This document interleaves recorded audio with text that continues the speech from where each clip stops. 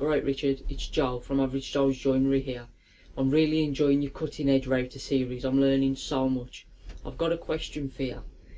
I've always brought the cheap router bits, and such as the straight cutting bits and also my pattern bits. I'm starting to struggle now. I'm using a lot more hardwood. There was fine with softwood, but as you can probably see, I'm getting a lot of burning and I'm just not cutting it. They won't cut the wood. They seem to be pushing it more than them cutting. Have you got any tips? Or do you prefer any different style of router bit for that kind of job? Thanks. Well, hey Joe, good question. And I like what you did there because you literally are asking a cutting edge question. Looking at that cutter, I would suggest that you probably don't clean your cutters and you probably don't sharpen your cutters. So hold your hand out, give yourself a slap on the wrist. Now that's going to make your cutters last longer regardless of their quality or expense, cost. What's happened there, I suspect, is due to probably a slow feed rate. So that has meant that there's more heat building up on the cutter and that's dulling the edge. And then you end up in kind of a downward spiral where it becomes harder to cut. So you end up going slower. So the heat builds up and it dulls it even more. And so it goes on. So to be perfectly honest, those cutters may just be gone now. Don't throw them away just yet. What I personally would do, and I've got a couple of cutters here which are burnt, and that's what's caused that, and now they're just really basically useless, and I only keep them to basically as an example. First thing I'd do is give them a good soak and a good clean. See if you can get some of that muck and grime off. This is the stuff I use, Tool and Bit Cleaner. It is good and it might need a little soak. I'll leave a link down below. And if you decide to go for those, then they are in my affiliate store. So, you know, that's another way to support the show. I won't go through sharpening and care because there is another video for that. I'll leave the link down below. Now, as far as sort of bits that I like, let me just bring the camera in and I'll show you in a bit more detail. Right, I'll try not to confuse the issue, but the bottom line is if you're buying cutters or replacing cutters, then purchase the best quality that suits your pocket at the end of the day. Regardless of what you buy or what end of the scale it is, look after them. You know, keep them in a box, keep them in a case, don't let them clank around and draw, all that kind of good stuff.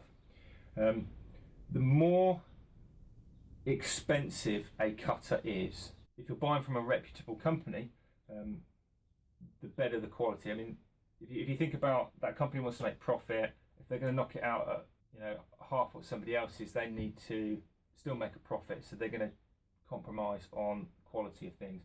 Generally, where they will compromise is the materials. So most cutters are carbide tipped, and if you take two cutters from a different range, that's where the compromising is going to come. Here's two cutters that are essentially the same. They're the same diameter, the same length, but this one's more expensive than this one. And then if you drop that down again, you're going down the line. Now, all of these are good quality cutters, but where the price differs is in the quality of the carbide that they braze onto the tip. So a more expensive cutter will have a harder carbide. Now that costs more money just for the material, but it also becomes more difficult to braze it onto the cutter, so it's a more expensive process and hence the price goes up.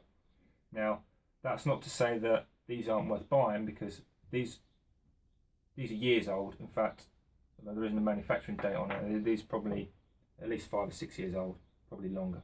Anyway, so that's where your money goes. If you look at the ends of these are actually slightly different. See, this one on your right has got a cutting edge in the middle, whereas this one hasn't. So this one is better suited for trenching or for rebaiting. It's not very good for plunge cutting because the cutting edge is actually just on the outside. So if you think of, you know, there's my cutting edges here and here, there's nothing in the middle, so even as they're spinning, there's nothing in the middle. It's like trying to bore a hole, but you're actually boring a donut, not losing the middle, so you're going to get burning. Whereas this part in the middle will actually just churn out and cut the centre of the hole. So if you want to use, or if you think you might want to use your cutters for mortising, where you're going in, and then that's a better option, because of course it will still trench and rebate and all the rest of it. As far as sizes, it's completely up to you. I personally would probably, unless you're going to be using, these are 1/2 inch cutters, so unless you're going to be using them with a specific jig and guide bush combination to suit that jig, probably want to stick to whatever your guide bushes are in. So if they're metric, then go with a metric cutter. Another way to save money is how deep are you going to cut. Whatever you're doing, if you're mortising, you're always going to be using the bottom of that cutter the most, because you've got to get there in the first place, whether it's a trench that's X deep or whether it's a hole or whatever. So do you need a cutter that's really long, or can you get away with a shorter cutter? Another way to save quite a bit of money is these kind of cutters are available with replaceable tips. So if I show you on this cutter, if I just take these off, obviously I'll sharpen it, but what I'll do is I'll actually remove it completely, then I can flip it round and I've got 2 cutters. Now okay, this is flush trim pattern bit, but these kind of cutters are available as well with these sorts of replaceable tips.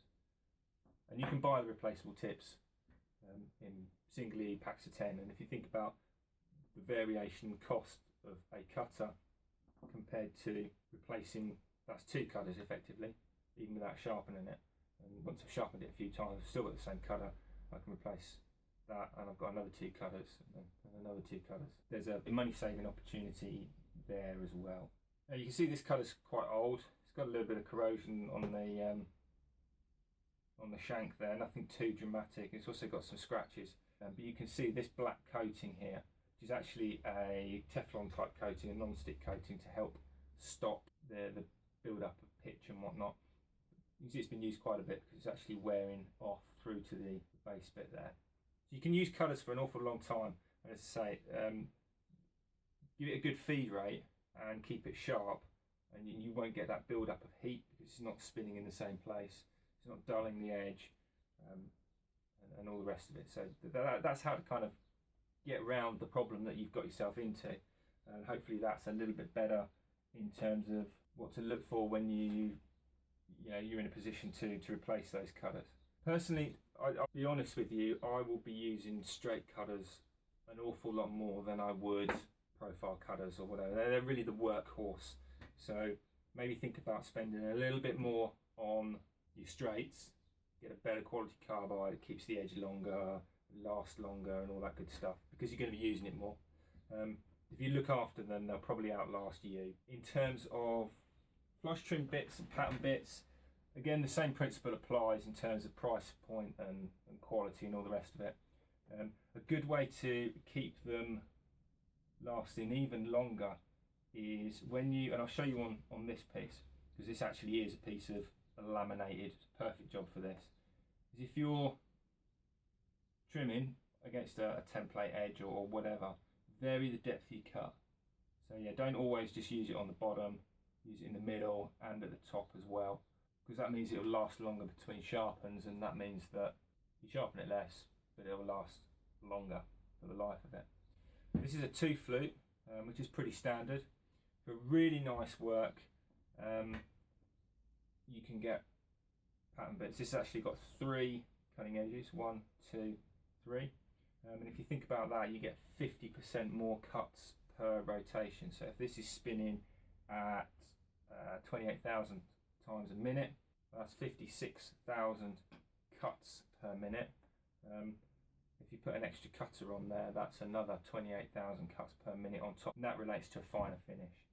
I haven't got any, but you can also get these with a down or a slight shear on them, so it's more a shearing action rather than a straight cross.